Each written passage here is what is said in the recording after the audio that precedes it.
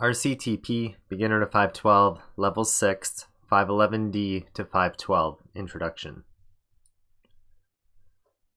Alright, we've made it all the way up to climbing to 512. Okay, so what does this take? And, what does this look like? If you want to maintain your physique, you're going to be climbing about twice a week. If you want to improve your physique, I honestly think that you need to climb about 4 times a week. So I have 4 other rock climbing partners, and all 5 of us climb about 4 times a week. For our warm-ups, we'll lead and down climb an easy route. Sometimes we'll do laps, and we want to make the total distance about 40 meters, and then that's just to help prepare us for outdoors. For cross training, we use gymnast rings, we do hangboarding, and we do the campus board. And our best ways to improve are to practice dynamic transitions, I'll explain what those are in a second, and get out of your head, read a route differently.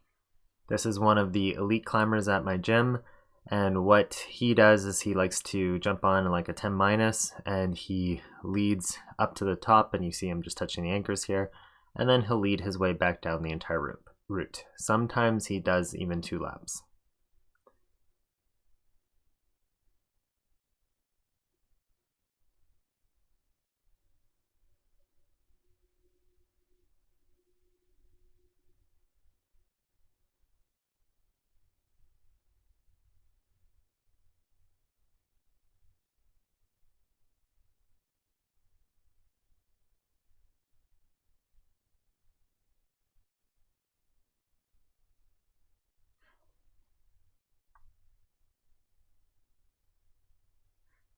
For our stretches, we're going to practice using the wall to stretch as you climb on an easy route.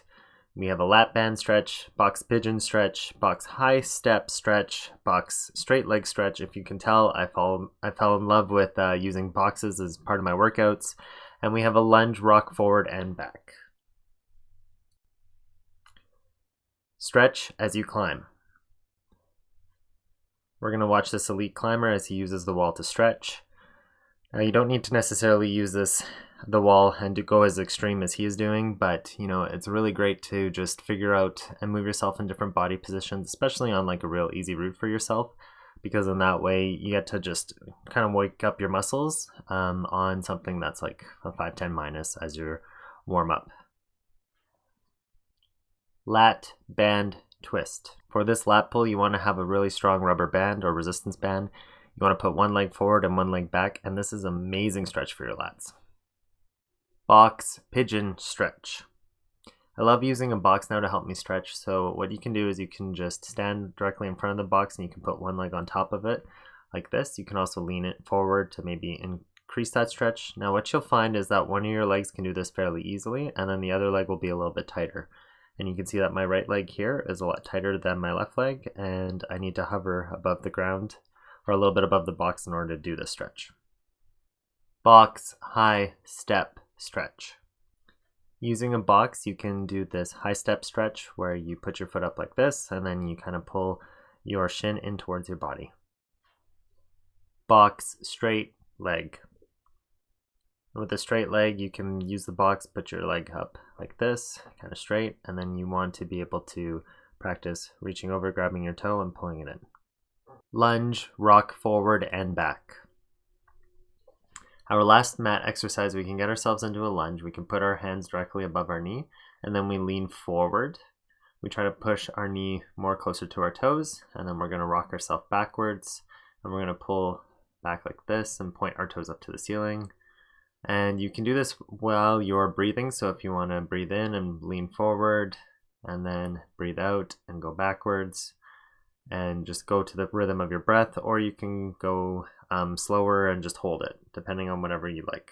Cross training, gymnast rings, start hangboarding, start campus boarding, and if you can, start to do box steps. For terminology, the first term is a dynamic transition. This is a term I created.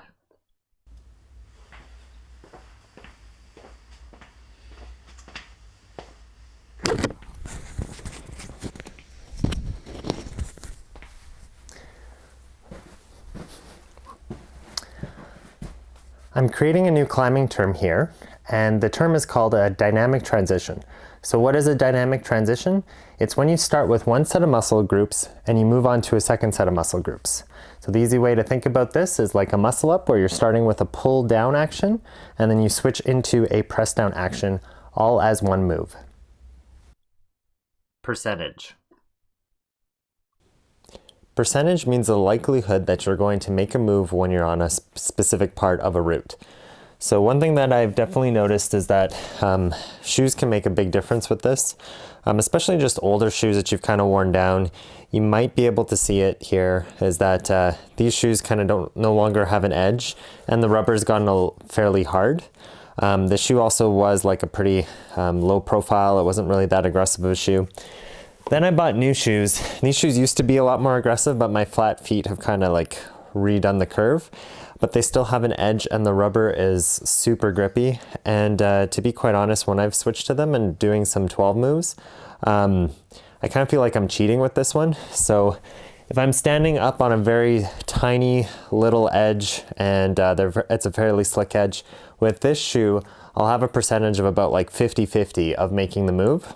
Whereas with this shoe, I can almost do it at like a 95 percentage. And so I'm a lot comfortable sending with these shoes, 512 or anything that's a pretty difficult climb for me. Iso movement. This is moving one limb in isolation while locking in position the rest of your body. This can sometimes be fairly hard because you have to create a lot of tension, but then you also have to let go of that tension just with one limb and be able to move up and hit a move. End of climbing session training. Once per week, use the system wall. Using a system wall, you can get yourself into a certain body position, do a lock off, and then reach up, reach over to 45, and then reach over to 90. And if you notice, every time that Renee wants to reset herself, she goes back down and then does another lock off again.